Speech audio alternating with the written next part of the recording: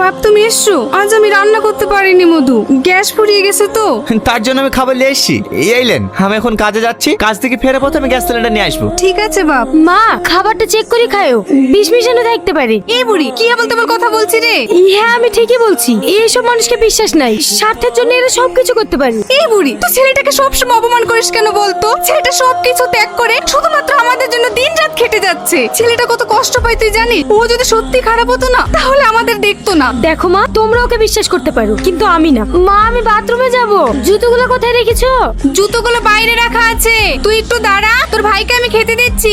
Allow জুতো। কে? আমি Tony. আপনি কেন আমার জুতো নিয়ে এসেছেন? তুমি যদি দেখতে পেতে তাহলে কি আমি নিয়ে আসতাম? চলো তোমাকে পৌঁছে দিয়ে আসি। না না, আমি একা যেতে পারবো। না না, তুমি পারবে না, নতুন বাড়ি তো, তুমি এখনো বুঝে উঠতে পারোনি। চলো। কি বাবা, তুমি এখানে এসছো কেন? আমি আপনার জন্য খাবার নিয়ে এসেছি। তুমি আমার কষ্ট করে আমার জন্য খাবার নিয়ে আসতে গেলে কেন? আমি তো হোটেলেই খাই। বাইরের খাবার ভালো না, প্রতিদিন বাইরের খাবার খেলে পেটে অসুখ হবে।